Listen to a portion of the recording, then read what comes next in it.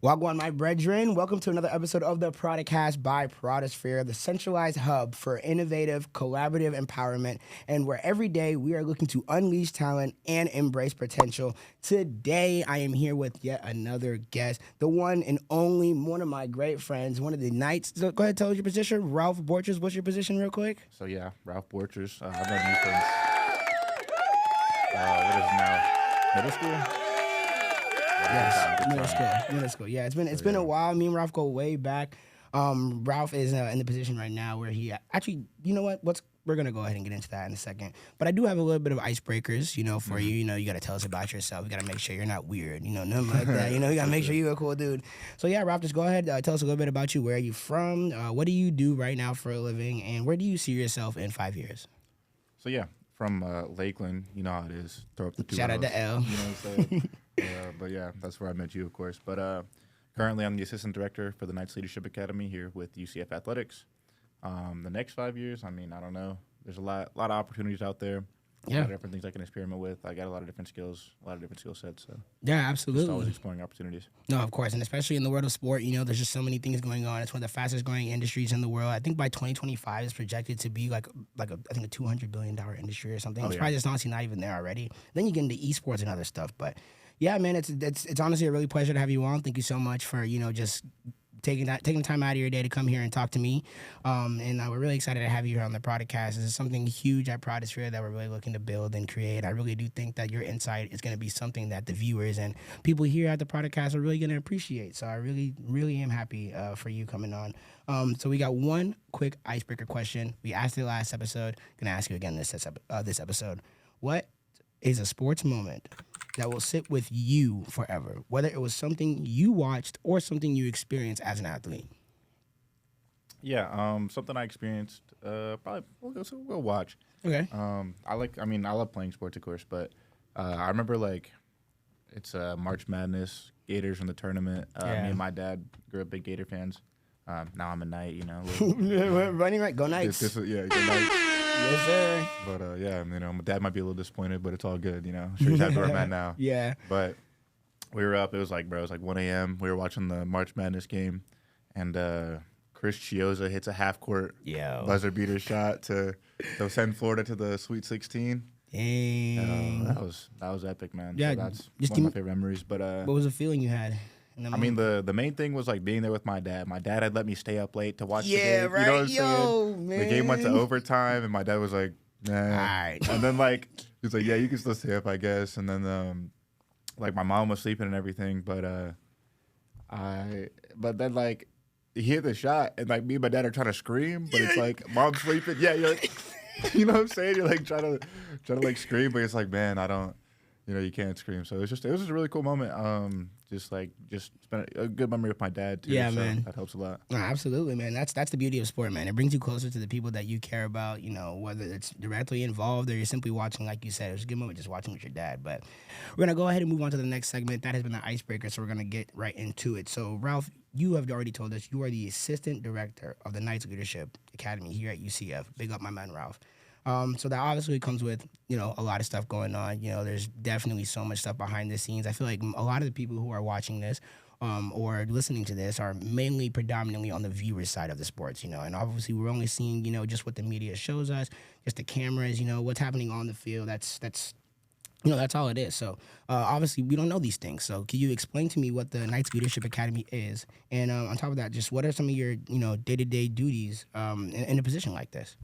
Yeah, so I think student athlete development is something that not a lot of people know. Even I'm in a master's program for sport business, and that's still awesome. Even people who don't even people who are in my master's program and they're looking for different avenues of how to work in sports and stuff. They don't even necessarily know about the whole student athlete development route. But basically, what we do is we're focused on the holistic development of student athletes, and so this goes through. On the field, right? That's not something I can help them with. They're a lot better athletes than I am. Yeah. They have coaches that are, they have coaches that help them with all that type of stuff. In the classroom, they have their academic success and stuff like that. But anything that goes outside of that realm, which, I think people are like, oh, well, there's student athletes that covers everything. But it's, at the end of the day, they're a person.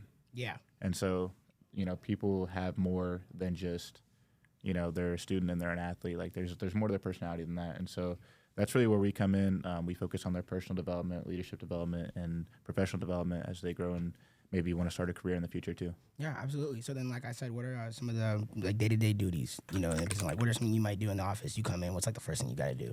Yeah, the main thing I do, we plan a lot of programs for our student athletes for them to attend. Our program's classification based. So we have like our freshmen will come in and we'll have a program for them specifically for freshmen. Okay. A lot of that's just like kind of orientation stuff, getting them used to this is what UCF is. This is how you have to act. These are the different expectations when it comes of having that, like you're a knight now. So when you're a knight, this is what is expected of you. Yeah, this is the standard, Yeah, exactly. So just give them that standard and stuff like that. Sophomores, that's usually we like to take them out of the role of being an athlete and being like, hey, like you're more than an athlete. Like let's you're student. It's student first. It's student athlete. You know what I mean? So we kind of like we have a program where we kind of take them out of that mindset of like, hey, I'm an athlete and that's what defines me. But we tell them like, hey, there's so many things to your character than just being an athlete. And so we kind of show them some different avenues of, hey, like these are some things you're also good at besides being an athlete. And some other things you can pursue with that. So and I think that's extremely important because especially with obviously with being an athlete is a risk. There's a possibility of things you get injured, things don't really go your way. It's very possible, and that's exactly why exactly what Prodisphere is here. Trying to also promote. Is just make sure that the athletes obviously have the best possible opportunity, to succeed and predominantly the athlete field, but just in general, just make a market for themselves, whether it's the brand deals, the NILs, anything like that, the market valuation that we provide. It's really great, and so Connect Leadership Association, right? It sounds they like to do a lot in that exact same field. They do a lot of stuff to empower their athletes, prepare them for their future. Like you said, you guys specialize in the holistic development of the athlete, which is something I feel like is very rare, nowadays. I feel like it's really not common. And especially at our school, UCF, we haven't always really been the biggest sports school. We just, for the longest, USF was really one of the biggest schools between the two of us. RIP the War on Night 4, you know what I'm saying? I missed that. But, yeah, I mean, for the longest, USF had that title. But, now UCF is moving in that direction, obviously, with the Big 12. Recently, we had Big Noon Kickoff. First time Fox has ever been in the state of Florida to cover football. And it was as they said it, obviously we don't know because they could just be capping the announcers. They just trying to say anything to rile up the students. But as they said it was the biggest attendance in Big Noon Kickoff history. So obviously I think UCF is really making a lot of steps in that right direction, to really just push the avenue of athletics and sports and all that. So yeah, it's honestly super cool too that you're in that position to watch and support these athletes, from start to finish. Like you said, you have the freshman program, you have the sophomore program, and I feel like each year is a different step. So I think that's amazing. So but it's different now too. Like, and obviously, Ralph, feel free to interject at any time. It's completely different now too. Like especially with the transfer portal and things like that. There's so many like outside factors, that are affecting, these athletes and like what's going on in their heads. Like, have you had to deal with anything like that personally, where it's like, you're working with this athlete and it's like, oh yeah, I think I'm going to transfer out, or it's like, oh, I really don't think this is for me. How does that happen? Yeah, I mean, like transferring's tough.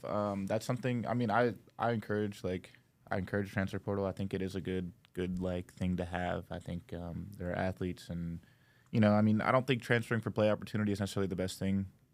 Like if you're just transferring around trying to find a place to play, I think that's different. I think but I mean I think like when you go to college, like you pick a school and like you might not always pick a good school on your first try, right? Yeah. Like I was fortunate enough to go to FGCU. I picked that school. And that was like a really great decision for me. I learned a lot from them. I got a lot from them. And I know if I had went like the traditional route, like gone to UF, like gone to FSU, like the big names in Florida, which is like kind of like what's expected almost. It's like those schools wouldn't have fit me. Like having the less students, like having the smaller classes, like that was really good to me. I could really interact with my professors a lot, and that helped me a lot. So I mean, I think like. From that point of view, I think it's awesome to be able to be like, hey, like students, like they get to transfer whenever they want. Yeah. So I mean, the student athletes, I understand it's a little bit different. They have a little more tied to the university, but still, I think finding the right place for you is so important. No, I absolutely. And I think like we're seeing a spike in the amount of athletes that are using the transfer portal. I think in 2022, this is from Greg Johnson from the NCAA. In 2022, there was 20,911 Division I athletes who entered the transfer portal, which was a jump, in the previous year. So, but it's really just the way that sports is evolving nowadays. There's just so many things going on, obviously, with like just AI and things like that too. There's just so much possibility, like you said, so much opportunity earlier out there to just to just go out there and venture. So I really think it's beautiful. And Ralph, as far as I'm pretty sure you used to be a student athlete yourself, not on the collegiate level, but you still used to play sports like at some point, while you were doing school. If you want to tell us about that, because this is what this is about. We're trying to we're trying to hear your story. We want to know about Ralph Borchers. You know what I mean? For sure. So I went to FGCU, went to walk on for basketball. Yeah. That didn't end up working out. So. Some things happened, like COVID was tough. Because it was the year after COVID, so they didn't allow any walk-ons. And then I got hurt, and so then, all that happened. But then, I was looking for the opportunities, and the water polo team was, looking for people. So then I played water polo at FGCU for just 1 year, my senior year there. And, it was a really cool experience, just traveling to different tournaments, being able to just play water polo. And, not necessarily a sport that I'm, super in love with. I think, basketball, I really, it has, I've been playing it since I was a child. It has a deep, meaning to me. But going out there and just being able to have fun, and then still being in the classroom and just going through school and everything like that too. All of it was good. I was still able to be around my classmates, help out my classmates, and then then going out there and playing sports was just always just a lot of fun. So yeah, of course. And so how do you feel that experience has put you in a position to understand the mind of a student athlete better doing what you do? Yeah, I mean, you have to understand, because it's really about building trust with the student athletes, and so if you can't understand what they're coming from, then obviously you've lost that connection with them, and a lot of what I do is building that connection with them, because the difference between them showing up to a program and them showing up and being engaged in a program is definitely the people I put in front of them, along with my connection with them, and so if I can put somebody in front of them who knows their story, they were a student athlete, they went pro, they did the whole route. Yeah, if I can put something like that in front of them, then they're going to be a lot more engaged, right? And so they're actually going to pay attention and be able to receive the knowledge that I can hope that they can gain from that. But I got a lot of understanding of it's hard. It's not just easy, because you're going to class, but you're traveling too, so you're doing stuff on travel. Our travel budget, obviously, water polo is not a premier sport. We're not flying charter flights or nothing. Nah, for real. Well, shoot, even the WNBA wasn't flying charter flights till this year. So listen, man, it's tough out there. So yeah, but just making sure you do your homework early, making sure you communicate with your professors and all that, is just a big thing, and still wanting to be attentive in class. I think sometimes people lose sight of the fact that they are a student athlete, student comes first, and then they should focus really on school. But it's hard sometimes, because I know the NCAA has all these regulations of classes you take and all that type of stuff. And it is easier to just be I'm interdisciplinary studies major, I can take whatever classes I want. But when it comes to really focusing on what you're passionate about and stuff like that, I think that's something that's worth the time to put in the extra effort. Yeah, no, and I really I think the passion is one of the biggest parts of it, because I think it's genuinely just the passion of the sport, the love to play the game, the love to compete. It's it's a natural thing that is ingrained in our human process, since the beginning of time. The ability to compete and to go out there and just be the best version of yourself that you can be. So I think you said, it is really hard for them to really have that mix and that gauge of okay, this time I know I can go and work out this time, but I really gotta stay for this class or whatever that is, and it's it is stressful, and all of that going through one some of the most difficult times of our lives, you all of a sudden you go from I'm living with my parents, I'm in high school, everything's scheduled, it's structured, to jumping into this whole university, all the free time in the world. You can do whatever you want, whenever you want, with whoever you want. You don't have people limiting you. You don't have parents coming down your back, and it's on top of that, it's also just the philosophy. Obviously, where we are not, or if you're a D1 athlete, I'm not going to with the NIL deals, you probably got some money. You know what I'm saying? You might have found something new to to come across. So it's just so much freedom. So yeah, just question real quick, just to get to the end of the segment. But obviously take your time. This is what we're going to be doing at the end of each segment, just like a big picture question. We're going to leave them somewhere for you guys, the viewers and listeners, to react and answer them yourselves. You know, whether you're a student, athlete, coach, scout, it really doesn't matter. You know, even if you're a fan. So make sure you guys are tuning into that on all the Prodisphere socials, whether it be Instagram, Twitter, whatever it is. So what do you think is one of the most important things for a student athlete to understand when it comes to being at the next level?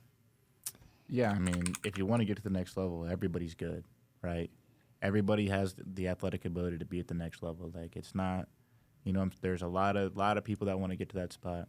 And so really what it comes down to is, like, what makes you different, like, what makes you stand out.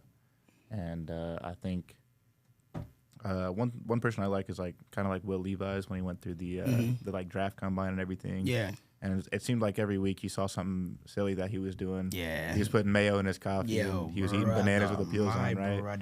And it's like, but it's like, man, like, that worked. Like, it got him drafted. Like, right. You know, and so really it's like, how do you stand out? And I think, I mean, draft interviews is something that people don't understand. Like, that's like the best way to stand out. Yeah. And so, I mean, I think a lot of what we do is, like, and we do, like we have, like, a mock interviews event that we do, and we like, train athletes for, like, hey, this is what you do kind of in an interview setting. But it's like, I know draft interviews are a little bit different, but at the end of the day, they're interviewing you for a job. Yeah. They're interviewing you to be a professional athlete. And so we're doing these interviews, and we have companies come in, and they interview these athletes for, like, a job, which, like, maybe not the same thing as, like, being a professional athlete, but I mean, still, like, it's going to be the same questions that apply and everything. So, I mean, if you can't. I feel like the principles are essentially the same. You know, like, So what do you bring into this company? What do you bring to this team? You know, something like. Same principles. And they really want to know your personality.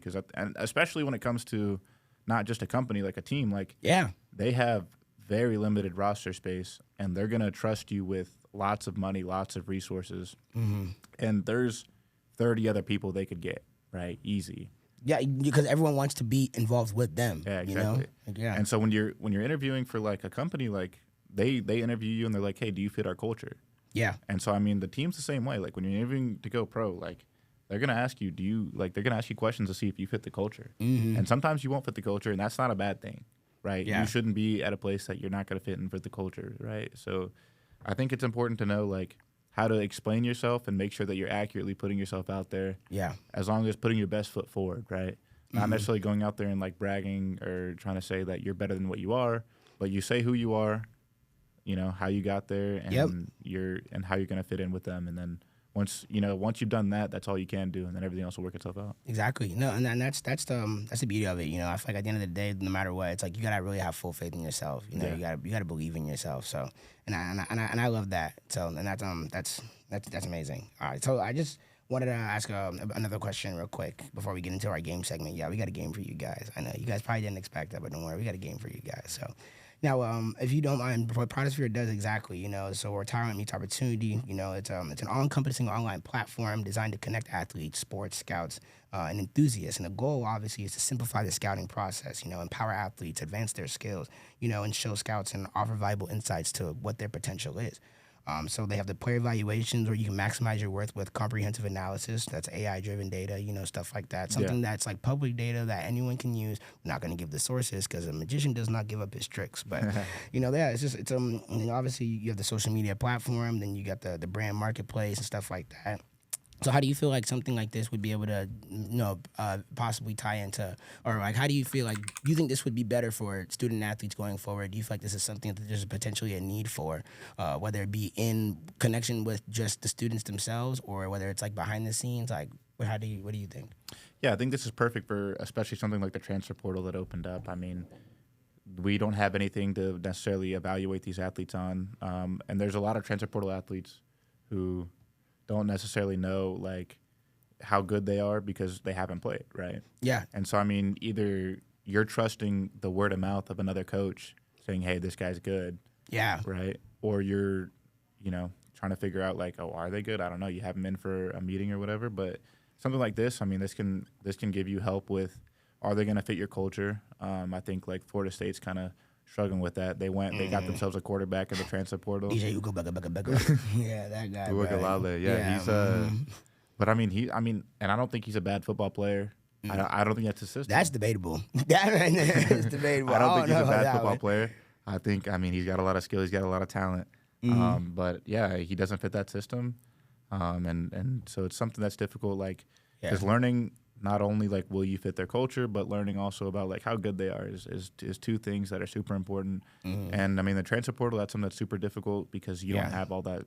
And so I think, like, something like this, like what Prodisphere is doing, I mean, absolutely can help just make that a little bit easier on coaches. Right. And especially with NIL now. NIL is crazy now, dude. Like, bro, I honestly, I'm pretty sure I have the number, like the top NIL deal, like athletes, bro. It's insane. I know Shadur Sanders is up there. Travis Hunter is on there. Yeah, Livy Dunn is on there. Yeah, nah, bro, and it's crazy. These people are bringing in, bro. So Shadur Sanders, he makes $5.6 million on. This is via NIL with NIL 100. So on3.com NIL ranking. So right now, top 100, you got Shadur Sanders at $5.6 million. Livy Dunn at $4 million. Travis Hunter at 3.3. Arch Manning at 3.1. Jalen Miller, like, bro, these guys are chill. Arch Manning is 19.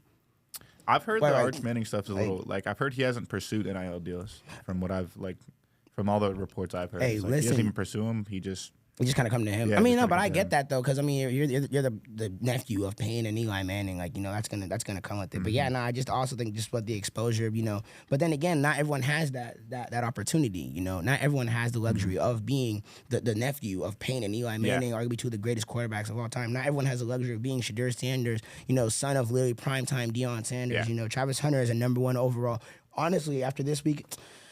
I'm not gonna say too much, but after this weekend, Heisman. Anyway, so after he was at UCF. We're a little biased. We're a little biased. He was at UCF. We're a little biased. That one hurts a little bit. That one hurts, but he's like arguably the clear-cut consensus #1 overall pick. Like, bro, he's literally two players in one. He plays both sides of the ball, so not everyone does have that luxury. So, well, what do you think about NIL with like the UNLV quarterback? Have you heard about that? I have not. Enlighten me. Go ahead. Okay, enlighten all of us if they haven't heard about this either. So the UNLV, their quarterback, he is redshirting this year, and he's going to transfer out next year because of an NIL dispute.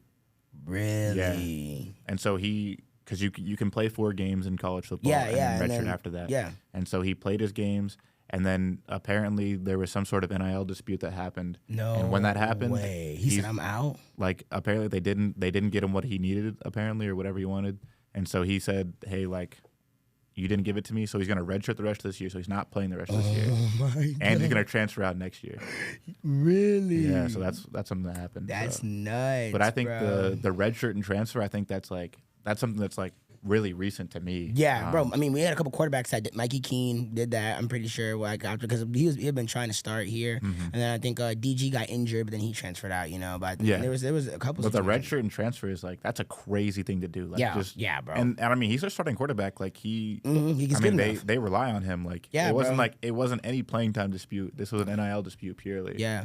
But there's got to be other problems going on at UNLV. Another player of theirs, I think it was like a running back or something. Yeah. He also, same thing, he redshirt transferred. He said it wasn't anything to do with NIL. Yeah. So I don't know why he did it, but they got some other problems going on over there. But sticky situation. The redshirt transfer is like crazy because you play 4 games, you get your play time. It's like, yeah, bro, I'll see you later, peace. Yeah, like just leaving a team mid-season is... Yo, it's nuts, bro. Yeah. It's nuts. Hey, man, that's just sadly the world we live in, man. That's just how it is. That's how the sports world is. And that's college right now. And speaking of college, we're going to go on to our game segment, Blind Ranking, where we are ranking college mascots. Oh, I'm not. Yeah, thank you. Thank you, Grace. Absolutely. I just want, shout out our producer Grace behind the scenes. We recently she was acquired in a red shirt transfer about 30 minutes ago. So yeah, shout out Grace, great friend of mine. I really appreciate you. But yeah, so we're gonna be doing. Well, Ralph is gonna be doing a blind ranking of college mascots. I have not told him. It's on the. It's like the idea. The segment idea is on here, but he has no idea. He has not seen any of these teams on the list. So. There's obviously a lot that goes on, to the full college experience. You got late night studies. You got your cheap ramen meals. Athletic competition, whatever that may be for your college experience. But there's a whole bunch that goes on. But one thing that's universal among every college, mascots. Every college has a mascot. Whether it's a little Georgia dog mascot, you know what I'm saying, or the USCLA Bruins. There's plenty of mascots out there. Some are more reputable, so notable. Some of them have some historic significance, but some of them are just simply just trolls. No, I'm not gonna lie. Some of them are really just trolls, yeah. So today, I'm gonna have Ralph blind rank these 5 college mascots, and he has no idea on the list. So I'm gonna go ahead. We're gonna start off with a hot one, Ralph. Are you ready right now? Go for it. All right. Make sure you're strapped up. Are you ready over there? Make sure y'all strapped up. So we're gonna start with one that is in the same state. So 1 through 5. Yeah, 1 through 5, exactly. Right. So yeah, actually, you're right. For those of you who don't know, I'm gonna name the mascot or whatever it is to Ralph, and he's gonna put it on a list between 1 and 5. But if he says 4 or something like that, and there's another one that's lower that he'd rather put there, he can't change it. So wherever he puts it is where it is. So blind ranking. So first one, we got the U, Sebastian the Ibis. Oh, the Ibis, man. I'm not gonna lie, that's a pretty fire mascot. That's a good mascot, and my mom actually won a grant when she was Word? So my mom won a grant when she was teaching. She was teaching high school, and she won a grant, and they called it the Ibis grant. So it has a little more to my soul. Okay. But be careful now. Be careful. I'll put it at 2. You put it at 2. All right. So this is one that I'm not. There's only one. I had to be in there. I didn't want to put it later because I felt like it would have been too easy. So we're gonna say Nitro. UCF Knights. Be honest. No, 100%. I'm a little biased. I know who's behind the costume. You know, these guys, superstar. No. I mean, good people. Yeah. So for sure. But Nitro, I mean, he's got a little bit of swagger to him. I like it. Yeah. He's got a little, and he's kind of like a newer mascot. So I'll put him at the 3. Okay, solid. I thought you were about to go bold. There's a lot of good ones right here. Couldn't do that. So number 3, we got one that is honestly probably, at least for me, one of the first mascots I ever learned in sports. Coach K, Duke Blue Devils, baby. Duke Blue Devils.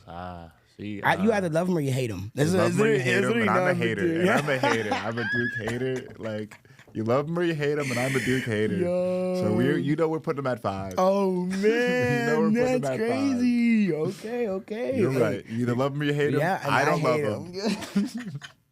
Hey, that's funny, bro. All right, number 4. We got another big one. We got actually a guy we mentioned earlier is at the score right now. We got the O Duck, Oregon Duck. Oregon Duck, man, that mascot's got a lot of swagger. That's what I'm saying. That guy's tough. I think there are some good historic mascots you could throw at me next to put it at 1, but I'm gonna have to put the Oregon Duck at 1 because I don't know who's coming next, and I might get a bad ranking, but I can't put him at 4. Only way to see. Hey, last one, Virginia Tech, Hokey Bird. Oh, the Hokey Bird. That's your he's point. going to the 4. Yeah, he's going to the 4. For real. That's not a bad.